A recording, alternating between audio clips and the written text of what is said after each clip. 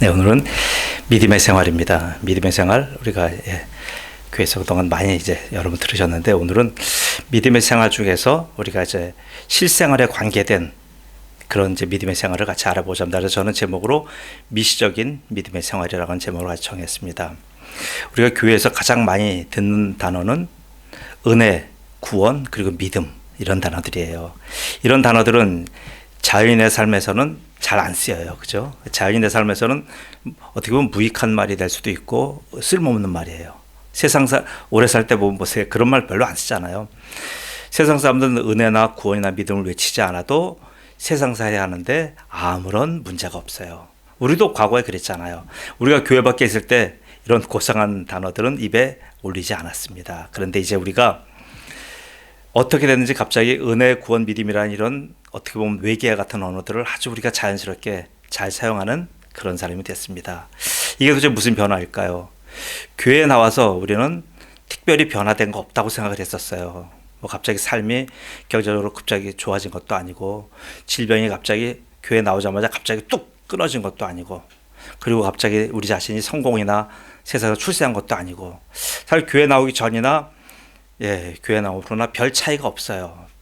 그래서 우리는 이게 예수 믿는 게 뭔가 도대체, 이렇게 많은 정성을 들이고 시간을 들여서 도대체 내가 변화된 게 없는가? 라는 질문이 들어요. 제가 그런 우리의 이제 내적인 고민부터 제가 출발을 합니다. 그런데 우리가 알지 못하는 이런 큰 변화는 없지만 우리에게 작은 변화들이 있더라 이거죠. 아주 미소한 움직임들이 우리에게 느껴져요. 그 움직임이 정체가 무엇인지 우리는 잘 뭐라고 표현을 못하겠습니다. 그리고 이런 움직임을 각각 있는 분도 있고 없는 분도 있어서 이걸 우리가 일반화시킬 수도 없고, 그래서 이걸 그렇다고 해서 무시할 수도 없고, 그럼 도대체 이 움직임이, 이런 미소한 움직임이 오늘 본문에서 말씀하시는 믿음과 어떤 상관관계가 있는지는 더더욱이나 모르겠어요. 그래서 저는 오늘 이 시간에 믿음이 무엇인지에 대해서 우리가 이렇게 이 믿음이 도대체 이 작은 움직임과 어떠한 상관관계가 있으며, 이 작은 우리가 움직임을 통하여 우리가 믿음을 어떻게 우리가 체험할 수 있는지에 대한 이런 고민을 같이 나누고자 합니다. 우리가 보통 여지껏 저도 그랬지만 설교할 때 믿음이라고 하는 주제가 나오면 우리가 어떻게 출발했어요? 신학적으로 먼저 접근했고요. 하나님으로부터 먼저 출발했고요. 그 다음에 어떻게 돼요? 신학적인 전제와 정의로부터 출발한 거예요. 곧 이렇게 우리가 항상 그 연역법적으로 이렇게 계속 접근했습니다. 그런데 오늘 저는 그런 방법을 말고요, 성도들의 삶에서부터 출발시키겠습니다. 성도들의 삶에서, 성도들의 어떤 그 일상의 움직임에서부터 도대체 믿음과 어떤 연관이 있는지, 이걸 귀납법적으로 오늘 접근을 해서 과연 믿음이 무엇인지, 그다음 믿음이 우리의 성도들의 삶과 어떤 연관이 있는지에 대해서 같이 고민하는 시간을 갖기로 합니다. 오늘 읽은 본문 로마서 4장 18절 20절 말씀은요, 결론이 딱 나와 있어요. 하나님을 영화롭게 하는 것이 믿음이다라고 하는 전제예요. 딱 결론 나왔습니다. 그런데 그런 소중한 믿음이 오늘 본문에서 믿음을 가진 사람의 상태가 세 가지로 나타나요. 하나는 믿음이 약한 사람, 또 하나는 믿음이 없는 사람, 또 하나는 믿음에 강한 사람, 이렇게 세 가지 종류로 나와요. 이는 뭐예요? 각 사람의 그 가지고 있는 그런 각 사람의 믿음의 형태로 볼 수도 있고요. 또 하나는 한 사람에게서 나타나는 믿음의 여러 가지 주기와 변화로도 볼 수 있어요. 왜 저를 얘기하면 어느 때는 제가 믿음이 없을 때도 있고, 어느 때는 믿음이 연약할 때도 있고, 어느 때는 믿음이 강구할 때도 있고, 우리가 그렇잖아요. 자, 그래서 이렇게 볼 수 있는데, 그래서 이 말씀의 정의를 제가 먼저 하고 넘어갈게요. 대부분의 설교는 다 어떻게 얘기하냐면, 로디 존슨 목사님 같이 믿음은 궁극적으로 하나님에 대한 진리를 아는 것이며, 첫째, 두 번째는 모든 대가를 지불하고서로 그분을 신뢰하는 것이고, 두 번째는 하나님 신뢰하고, 세 번째는 뭐예요? 하나님께 영광 돌리는 것. 이렇게 믿음을 정의해요. 자, 믿음은 어떻게 하나님에 대한 진리를 아는 것이고, 그 다음에 하나님을 신뢰하는 것이고, 세 번째는 그 하나님께 영광 돌리는 것. 대부분 우리도 이제 그렇게, 저도 설교해왔고 여러분도 그렇게 알고 계셔요. 자, 그런데 저는 이렇게 해서 우리가 아주 거시적인 것부터 출발하다 보니까 문제가 뭐냐 하면 실제 삶에서 느껴지질 않는 거예요. 도대체 믿음이 내 삶과 무슨 문제가 있고 무슨 연관이 있는지에 대해서 연결고리가 없는 거예요. 그래서 교회 나오면 믿음이 있는 것 같고, 교회 여러 가지 사정이 돼서 교회를 못 나가게 되면 내가 믿음이 없는 것 같아요. 도대체 이게 뭔가라고 하는 문제가 대두가 됩니다. 그래서 저는 오늘 이런 문제를 가지고 같이 고민할 겁니다. 그래서 믿음에요, 두 가지 성격이 있는 거예요. 사실은요, 하나는 이 거시적인 성격으로 성도와 하나님과의 관계를 얘기하는 것, 이 성격이 하나 있어요. 여태까지 우리가 이 관점에서 설교를 했습니다. 또 하나는 뭡니까? 미시적인 성격이 있어요. 바로 뭐냐면 성도의 일상적인 삶과 관계가 있고요, 성도 간의 관계가 있어요. 저는 그래서 오늘요, 본문 말씀을 어떻게 풀 거냐 하면 믿음의 미시적인 성격에 대해서 제가 출발할 겁니다. 그래서 미시적인 성격은 오늘의 나를 보는 거예요. 현재 지금 있는 나를 보는 거예요. 나를 한번 보면서 성도 개개인의 여러분의 삶을 한번 돌아보시면서요, 과연 내 믿음이 성경이 말하는 이 거시적인 믿음의 목표, 하나님을 영화롭게 하는 그 지경까지 내가 지금 어디까지 가 있으며 내 좌표가 어디며 과연 나는 하나님께 영광을 돌릴 만한 사람이 맞는지에 대해서 어떻게 해요? 나부터 한번 찾아볼게요. 자, 그렇게 해서 오늘 믿음의 아주 미시적인 그런 특징, 제가 세 가지를 성경 전체를 통해서 찾아서 여러분에게 같이 나누고자 합니다. 자, 그럼 믿음은 아까 말했던 로이드 존스 목사님의 믿음, 하나님을 아는 것, 하나님 신뢰하는 것, 하나님께 영광 돌리는 것, 거기서부터 출발하지 않고요. 자, 제가 오늘 드리고자 하는 믿음의 정의 첫 번째 뭡니까? 바로 믿음은 우리 성도 입장에서 볼 때요, 귀가 열리는 거예요. 귀가 열리는 게 믿음이에요.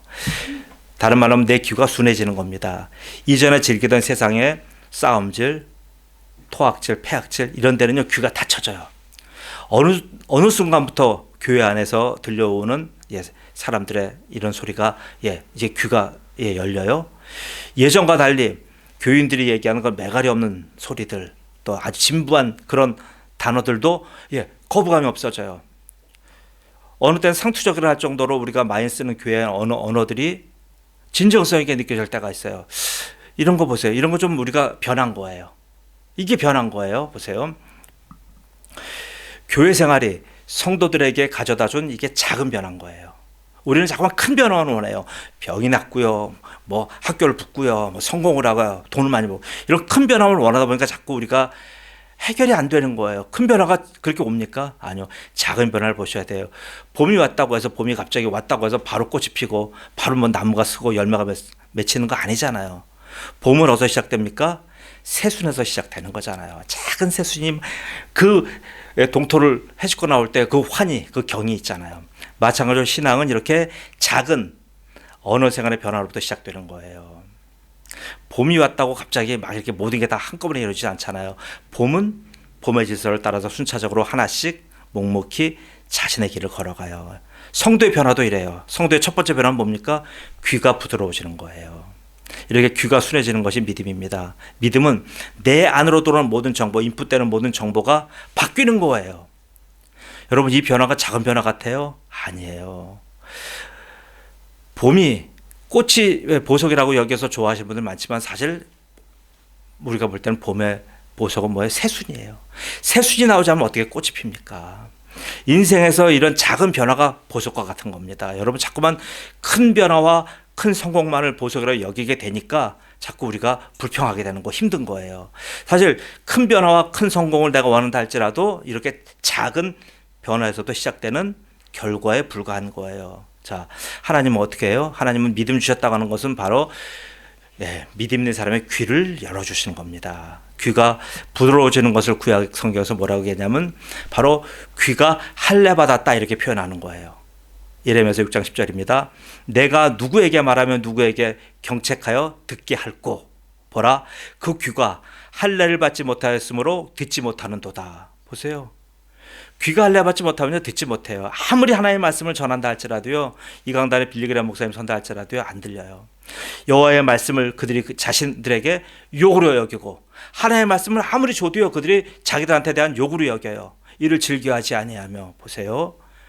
귀가 열리는 건 이렇게 큰 은혜이며 축복의 시작인 거예요. 그래서 시작 성경에는요, 귀가 부드러워져서 말씀이 열리는 것을 16번이나 불려 언급해요. 마태복음 11장 15절 예수님의 말씀 한번 들어볼게요. 귀 있는 자는 들을지어다. 네, 바로 이것이 시작이에요. 교회에서 저런 낯선 단어들이 만약 이렇게 은혜, 믿음, 구원이라는 낯선 단어들이 나한테 어느 순간부터 들려온다면요, 그는 뭐예요? 이제 믿음의 길로 바로 들어선 겁니다. 내가 무슨 뭐 엄청난 변화가 없는데도 불구하고요. 이런 용어 자체가 들린다는 것 자체가 이미 믿음의 길로 들어선 거예요. 여러분, 외국어를 배울 때 한번 생각해 보세요. 외국어를 배울 때 입이 먼저 열리지 않아요. 귀가 먼저 열리는 거예요. 그 귀를 통해 들어오는 낯선 소리가 어느 순간에 들릴 때가 있어요. 곧 소리가 음성으로 들리고 소리가 언어로 변환되어서 내가 인식하게 됩니다.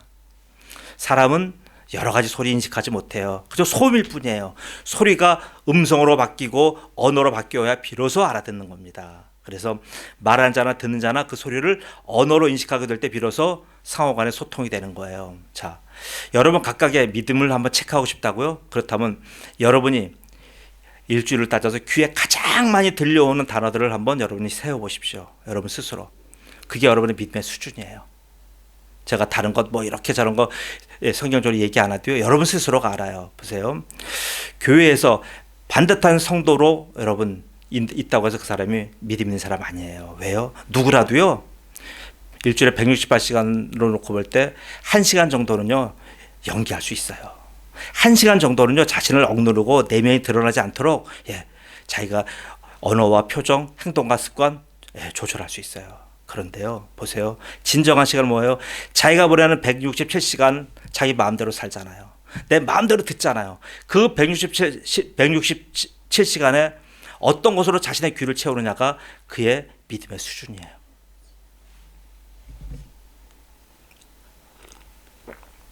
제가 중학교 1학년 때 아주 감동 깊게 보던 그 어떤 고서들이 있었어요. 그때 보면 그 중국에 나오는 고서입니다. 기산영수라고 하는, 들어보셨을까요? 기산은 산 이름이 기산이고 영수는 그 강이 산에서 흐르는 개울물이 영수예요. 그 기산영수라고 하는 고사가 있는데 거기 보시면 거기는 소부란 남자와 허유라는 분이 나와요. 근데 이 두 분은 어떤 분이냐면 아주 당대에 굉장히 숨어 살지만 모든 민중들의 존경을 받는 그런 큰 선생들이에요. 얼마나 그분들의 덕망과 인격과 그의 지식이 높은지 그 요나라의 임금님이 호유한테 와서 얘기했어요. 그 소리를 듣고 내가 저 늙어서 은퇴하게 되니까 당신이 내 뒤를 이어서 9주를 다스리는 왕이 되주시오. 분부왕이 되주시오라고 얘기했더니 호유가 그 얘기를 듣고 딱 거절해요. 저는 안 합니다. 그러고 나서 그 호유가 그 얘기를 듣고 너무나 화가 나갔고요. 자기가 영수라고 하는 개울물에 가갖고 자기 귀를 씻어요. 오른쪽 귀를 씻고 왼쪽 귀를 씻어요. 이걸 계속 하고 있는 거예요. 이걸 세이라고, 귀를 닦아서 세이라고 하는 거예요. 하고 있는데 그 장면을 멀리서 친구가 와요. 소부라는 친구가 와서 보니까 이 친구가 갑자기 안 하던 짓을 하거든요. 개울물에서 계속 귀를 닦고 또 닦고. 자네 도대체 왜 그런가? 그러니 여차저차 설명을 해. 그래 내가 이런 아주 치욕스러운 얘기를 들었다네. 뭔가 글쎄 요 임금이 나한테 와갖고 임금을 맡아달라는 거 아니야. 그러니까 내가 이런 추잡한 소리를 듣고 내가 이렇게 살아야 되는가 했더니 그 들은 소부라는 친구가 또 뭐라고 했냐면 진짜 안 됐네.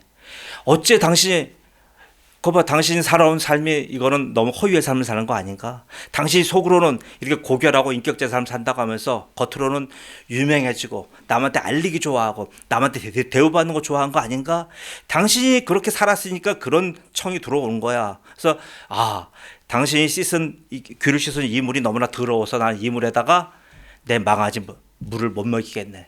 이 더럽고 콘탁한 물에 어떻게 내 망아지 물을 먹이겠나. 그러면서 망아지를 끌고 그래서 상류로 올라가서 그 물을 먹여요. 이게 그 유명한 기산영수라고 하는 고사입니다. 보세요.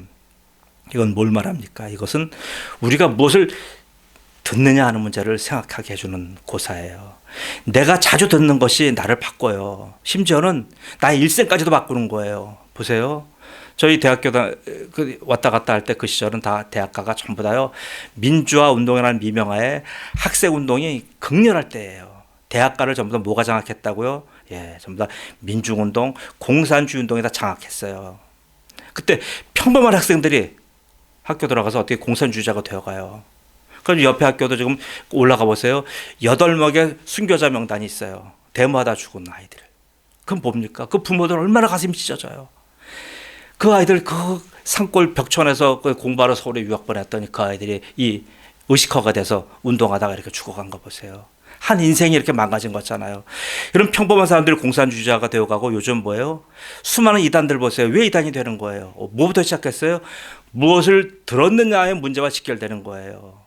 그 자기들이 들은 것이 평생 자기들의 일생을 장악하는 겁니다. 여러분, 이렇게 들을 때 가려서 듣는 게 지혜예요. 성도는요, 어떤 사람이 성도예요? 하나님의 말씀을 즐겨 듣는 자예요. 하나님의 말씀을 듣는 것이 은혜이며 구원이며 믿음인 거예요. 다 여기서 나오는 거예요. 그래서 구약은 들으라 말씀하셔요. 그걸 쇠마라고 합니다. 쇠마 뭐예요? 하나님의 말씀을 들으라 이거예요. 다른 소리 듣지 말고 하나님의 말씀을 들으라 이거예요. 신명기 6장 4절 5절입니다. 이스라엘에 들으라. 우리 하나님 여호와는 오직 유일한 여호와시니 너는 마음을 다하고 뜻을 다하고 힘을 다하여 내 하나님 여호와를 사랑하라. 이 얘기를요, 어려서부터 애들 때 계속 들려주는 거예요. 그 쇠마 이후에 나오는 여러 가지 말씀을 계속 들려주는 거예요. 그러니까 그 아이들이 세계를 장악하는 거 아닙니까? 이 쇠마의 의미를 제가 한자로 한번 표기해 봤더니 뭐라고 표현할 수 있냐면, 귀를 닦고 경청하는 거예요. 가장 큰 사랑이 경청이에요, 사실요. 세이 경청. 이런. 그 세상의 더러운 소리를 다 씻어버리고요, 하나님의 말씀을 내 성심을 다해서 듣는 것, 세이 경청이에요. 성도는 이같이 하나님의 말씀을 듣는 것부터 시작하는 거예요. 그러니까 예배 출석해야 되는 이유가 여기 있잖아요. 이것이 바로 믿음의 첫 출발입니다.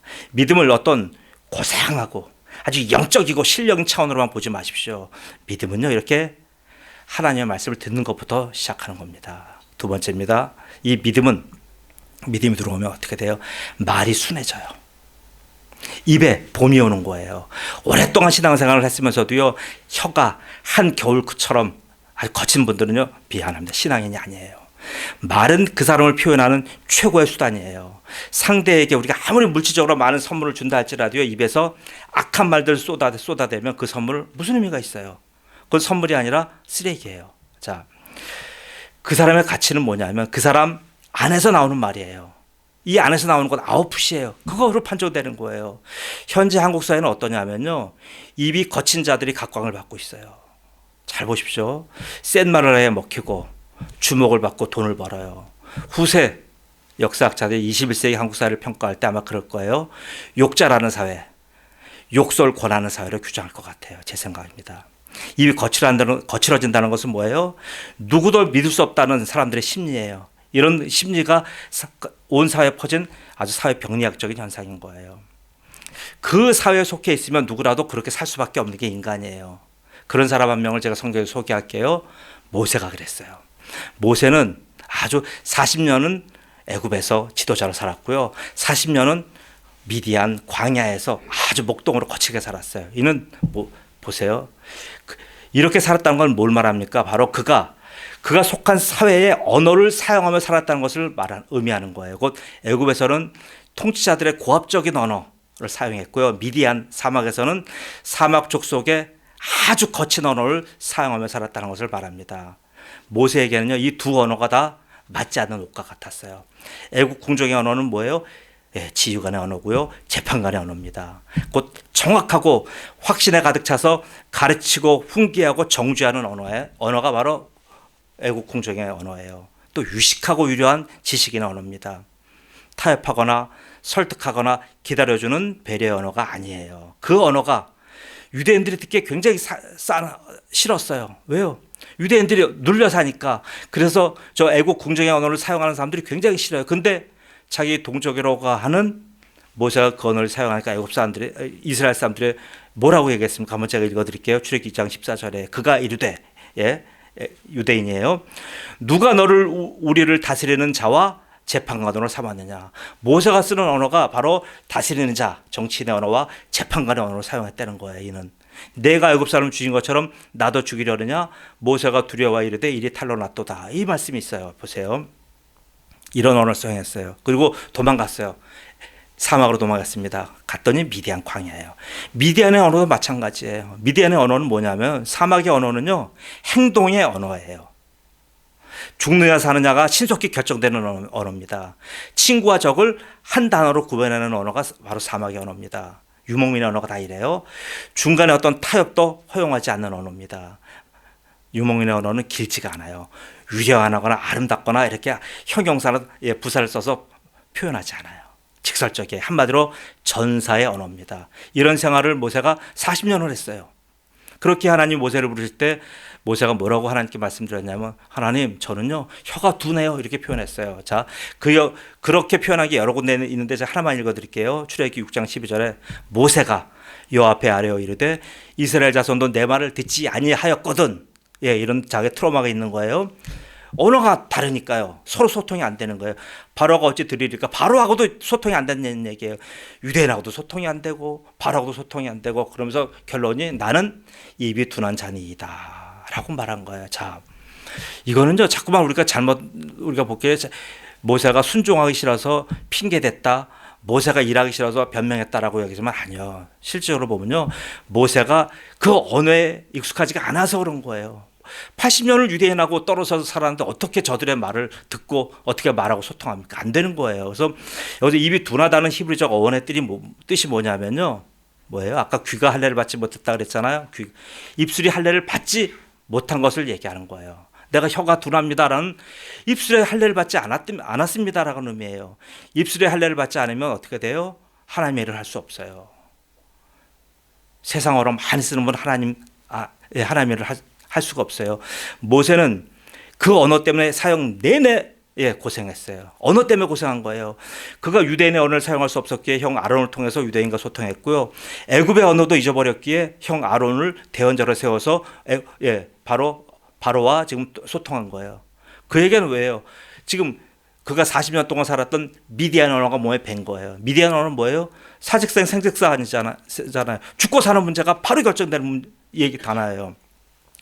이런 언어를 사용했다는 게 여러 군데 많이 나와요. 자, 먼저 마라의 쓴물 사건이 있었어요. 마라의 쓴물 사건 받을 때 모든 회중들이 다 원망해요. 막 원망하니까 여기서 모세가 바로 그 언어는 그의 성격이 되잖아요. 그 언어는 그 사람의 인품이 되고 성격이 되는 거예요. 그 언어를 사용해서 봐서 모세가 하나님께 거칠게 들이대요. 출애굽기 15장 25절 모세가 여호와께 부르짖었더니 그 부르짖음이에요. 우리는 이것을 잘못 알면 모세가 하나님께 기도했다. 격렬하게 기도했다. 열심히 기도했다. 그렇게 하는데 아니요. 기도한 게 아니에요. 이건 기도한 게 아니고요. 자기 고통스러운 상황 속에서 튀어나온 비명이에요. 울부짖음이에요. 미안합니다. 이런 표정은 이 원어에 보면 어떤 거냐면요. 여인이 강간당할 때 고통과 그 수치치면서 지르는 소리 바로 이게 그 울부짖음이에요. 그런 정도의 부르짖음을 한 거예요. 여기서 말에서만 그런 게 아니에요. 르비딤에서 그랬어요. 르비딤이라는 지역에서요. 또 하나님께 또 이런 성질을 냈어요. 거기서는 뭐예요? 백성들과 다퉜잖아요. 르비딤이라는 뜻은 평지란 뜻이에요. 백성들이 다 있기에 아주 좋은 땅, 그런 땅인데 거기서 바로 이게 물이 안 나오니까 백성들이 막 모세는 뭐라 할까? 거기서 어떻게 돼요? 백성과 다투고 하나님께 막 여기서 지금 또 그래 골패를 부린 거예요. 자, 그래서 출애굽기 17장 4절이에요. 모세가 여호와께 부르짖어 이르되 내가 이 백성에게 어떻게 하리이까? 그들이 조금 있으면 내게 돌을 던지겠나이다. 급박하니까 하나님께 막 부르짖은 거예요. 부르짖었다는 게 뭐예요? 이게 이렇게 급박하게 지금 막 하나님 앞에 성질나고 막 얘기하는 거예요. 그래서 하나님이 뭐라 하셔요? 여기 이 지역을 성령을 통해서 쓰실 때 르비딤이 나가는 평원과 평지를 그런 평탄한 지역에 모세가 여기서 시험 들었다. 이 시험 들어서 어땠냐? 시험을 이기지 못하고 백성과 싸웠다. 그래서 마사와 무리바라고 표현한 거예요. 마사는 시험 들었다는 얘기고요. 무리바는 거기서 다퉜다는 얘기예요. 하나님은 이렇게 기억하셔요. 지금 우리가 하나하나 하는 것 기억하십니다. 이토록 미디안의 언어는요.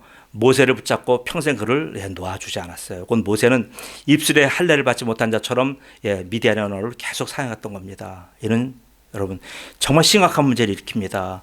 성경에서 모세처럼 위대한 분이 어디 있어요? 인간으로 볼 때 그런 사람도 입술에 할례를 받지 아니하면 하나님께서 그를 제한적으로밖에 사용하지 못하셔요. 모세를 어디서 사용하셨어요? 모세를 제한적으로 광야에서만 40년 사용하셨어요. 가나안 땅에 데리고 안 들어가신 거예요. 왜요? 가나안 땅에서 걸어갖고 모세를 쓸 수가 없기 때문에 그래요. 자, 그 증거가 신명기 34장 4절 5절이에요. 여호와께서 그에게 이르시되 이는 내가 아브라함과 이삭과 야곱에게 맹세하여 그의 후손에게 주리라 한 땅이라. 느보산에 올라서 보시게 한 거예요. 자, 이 땅, 모세야 그동안 수고했다. 40년 동안 이 땅을 봐라. 이 땅이 후손들이 들어갈 땅이다. 근데 얼마나 기뻤어요. 그런데 너는 그리로 건너가지 못하리라 하심에 이에 여호와의 종 모세가 하나님의 말씀대로 모압 땅에서 죽어. 보세요. 많은 주의 종들과 성도들이 사실 입술의 할례 문제 때문에 더 쓰임 받지 못하는 경우를 우리는 매스컴을 통해서 너무나 많이 봐요. 여러분, 믿음은요, 입이 순해질 뿐만 아니라 입이 어떻게 돼요? 입이 순해진다는 것은 입이 선한 말을 한다는 얘기예요. 에베소 4장 29절이에요. 무릇 더러운 말은 너희 입 밖에도 내지 말고 오직 덕을 세우는 데 소용되는 대로 선한 말을 하여 듣는 자에게 은혜를 끼치게 하라. 믿음은 이처럼 선한 말을 하는 겁니다. 선한 말은요, 애굽의 말이 아니에요. 미디안의 말도 아니에요. 그렇다고 해서 더더욱 유대인이 쓰는 그런 말도 아니에요. 선한 말은 바로 하나님의 언어입니다. 하나님의 언어이기에 바로 믿음의 사람이 사용하는 언어예요. 하나님은 더러운 언어를 사용하지 않습니다. 하나님은 선한 언어를 사용하셔서 하신 그 증거가 뭐예요? 창조잖아요. 또 하나님의 선한 언어를 사용하신 게 뭐예요? 구원이잖아요. 그럼 보세요. 하나님은 이렇게 창조와 구원을 하나님의 선한 언어를 사용하셔서 하나님 창조하셨고 구원하셨고, 그렇기 때문에 보세요. 하나님 창조하시고 나서 모든 피조물을 보시고 보시기에 좋았더라, 보시기에 선하더라 얘기하는 거잖아요. 선한 하나님이 선한 언어를 사용해서 창조한 모든 것이 선할 수밖에 없는 거예요. 그래서 보세요. 근데 하나님이 다시 이 선한 언어를 사용하실 때가 있어요. 언제입니까? 우리가 만나야 돼요. 봐요. 창조의 선한 언어를 사용하셨고 구원 때 선한 언어를 사용하셨고 하나님의 심판 때 앞에서 하나님 선한 언어를 사용하셔요. 예레미야 34장 14절입니다. 여호와의 말씀이니라. 보라, 내가 이스라엘 집과 유다 집에 대하여 일러준 선한 일을 성취할 날이 이르리라. 보십시오. 하나님이 쓰시는 선한 말은요, 하나님이 심판 때에도 사용하시는 언어입니다. 이렇게 하나님은 선한 언어만 사용하시는 분이에요. 그래서 믿음은 입술의 할례를 통해서 할례를 받은 자가 선한 말을 하는 거예요. 여러분, 믿음이 있다고 하면서요, 애굽의 말을 사용하고 미디안의 말을 쓰고 유대의 말을 마구잡이로 사용하는 것은요, 하나님을 불신하는 거예요. 불신앙적인 행동입니다. 자, 세 번째입니다. 세 번째, 믿음은 마음이 부드러워지는 거예요. 돌같이 차가운 마음은 믿음이 아니에요. 냉혹한 마음은 사람을 감화시키지 못해요. 마음에 봄이 오는 곳이 믿음입니다. 북풍 한살처럼 차가운 마음은요, 사탄의 마음이에요. 따뜻한 마음을 성경은 마음이 할례받는다고 표현해. 역시요, 다 귀와 우리가 입과 마음까지 할례받는다고 표현해. 에스겔서 44장 7절 8절에 뭐라고 하냐면요, 너희가 마음과 몸에 할례받지 아니한 이방인을 데려오고 내 떡과 기름과 피를 드릴 때에 그들로 내 성소 안에 있게 하여 내 성전을 더럽힘으로 너의 모든 가증한 일 외에 그들이 내 언약을 위반하게 하는 것이 되었으며. 자, 여기 쭉 내려가서 보시면 이스라엘 족속 중에 이방인 중에 마음과 몸에 할례받지 아니한 이방인은 내 성소에 들어오지 못하리라. 할례받지 못하면 이방인 취급한다는 거예요. 자, 우리의 지금 문제가 뭐였냐면 기존에 믿음을 자꾸만 어마어마한 것으로만 생각했어요. 영성으로 해석하고요, 영역과 은사 이렇게 지금 신령한 것으로만 자꾸 받아들였어요. 그렇게 하기 때문에 우리가 어떻게 됐습니까? 우리가 사실 삶의 문제를 등한시한 거예요. 그러다 보니까 어떻게 돼요? 그런 믿음을 방자해서 종교 사기꾼들이 많이 설친 거예요. 믿음은요, 보세요, 오히려 상식적이에요. 믿음은 오히려 교양 있는 자의 모습이에요. 믿음은 오히려 따뜻한 사랑이에요. 하나님의 그 사랑의 그 마음 때문에요, 저 같은 자도 믿음의 수혜자가 된 거잖아요. 보세요. 여러분, 우리가 지금 이 시대에서 지금 기독교인들 어떻게 봅니까? 기독교인들이 엄청나게 많은 지금 문제의 주인공도 되고 있잖아요. 왜 기독교인들이 믿음의 사람들이 이런 많은 문제에 아무렇지도 않게 연루됩니까? 왜 악인들처럼 기독교인들이 행동합니까? 뭐 때문에 그래요? 문제는 저들의 지금 마음의 문제 때문에 그래요. 우리가 신앙을 어떤 결과주의로 봤어요. 아주 영웅적인 행위로 봤어요. 십자군의 그런 아주 엄청난 행사와 같은 거로 봤던 거예요. 아니요. 믿음은요, 오히려요, 연약한 들판 하나 같아요. 들판에 핀 연약한 들판 하나 같은 그런 게 믿음이에요. 왜요? 믿음은요, 더불어 살아가는 세상 사람, 우리가 불신자들하고 살잖아요. 기독교인 한 명 만나면 불신자 9명, 8명 만나잖아요. 그들과 더불어 살아가는 문제가 믿음의 문제예요. 믿음과 별개로 얘기하니까 자꾸 믿음은 교회 안에만 갖다 두고 세상에서는 내 마음대로 살잖아요. 이게 뭐라고 얘기합니까? 이건 바로 카톨릭이에요. 이건 바로 이분법적인 거예요. 교회는 거룩하니까 교회 가면 거룩한 척하고 사회는 어차피 적자 생존 사회니까 내가 경쟁력을 갖고 살아야 돼. 완전히 사람이 더블 스탠다드로 사는 거예요. 이중잣대로 사는 거예요. 이건 신앙이 아니에요. 그리스도는 뭐냐면요. 그리스도는 교회 안에서도 믿음으로 살고요. 불신자들하고 살아도 믿음으로 사는 거예요. 믿으십니까? 이게 그리스도인이에요. 리처드 마우라고 하는 분이 계세요. 이분이 과거에 플러신 학교 총장을 하셨어요. 이번에 이제 여러 결혼도 있지만 그분이 좋은 책을 하나 쓰신 게 무례한 기독교라는 책을 쓴 적이 있어요. 무례한 기독교. 제가 한 30년 전에 읽은 책인데 참 감동이에요. 뭐냐면요. 이 안에서 이 저자가 강조하는 것은 기독교인들의 신앙 문제에 대해서 고민하지 않아요. 오히려 기독교인들의 교양 수준 때문에 이분이 한탄해하는 거예요. 아니 믿음 있는 사람들이 왜 저렇게 생활 질서를 안 지키고 믿음 있는 사람들이 왜 저렇게 함부로 말을 하고 믿음 있는 사람들이 왜 저렇게 포르노를 좋아하고 믿음 있는 사람들이 왜 저렇게 어린 힘사가 싸납고 여기에 대해서 리처드 마우 박사가 너무나 통탄해한 거예요. 그러면서 이분이 무례한 기독교를 쓴 거예요. 그러면서 보세요. 이분이 얘기하는 전통적인 우리의 신앙을 부인하는 게 아니고 그 신앙 위에다 시민적인 교양을 덧붙이자 그런 얘기를 한 거예요. 이건 너무 절절한 지금 우리의 얘기예요. 보세요. 이거는 타협하자는 얘기가 아니고요. 뭡니까? 바로 이 모든 것 위에 사랑을 더하자고 하는 얘기예요. 그간 우리는 어떻게 됐어요? 신앙을 너무나 거시적인 측면만 강조했어요. 그것이 잘못됐다는 거 아니에요. 저도 그런데 그러다 보니까 소홀해진 측면이 있는 거예요. 저는 오늘 소홀해진 측면을 얘기하는 거예요. 여러분 성도의 생활을 한번 보십시오. 언행심사를 보십시오. 그가 믿음의 사람인지 세상의 사람인지 분간이 잘 갑니까? 분간 잘 안 가요. 믿음은요 세상 모든 사람들이 더불어 사는 세상 속에서의 기준적인 신호등 같은 거예요. 신호등 안 지키면 사고 나잖아요. 믿음은 불신자든 그리스도인이든 다 신호등 역할을 하는 것이에요. 믿음을 교회 안에만 자꾸 한정되게 생각하니까 문제가 되는 겁니다. 기독교인이란 건 뭐예요? 믿음의 사람 불신자들과 어쩔 수 없이 함께 살아가야 되는 것이 우리의 운명이에요.